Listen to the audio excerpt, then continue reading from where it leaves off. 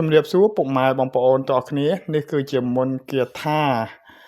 រាំងគ្រាប់មិនឲ្យផ្ទុះសម្រាប់បងប្អូនទាំងអស់គ្នាក៏ដូចជាវីរៈបងកងទ័ពនៅខាងជួរមុខពុកម៉ែបងប្អូនក៏ដូចជាវីរៈបងកងទ័ពអញ្ចឹង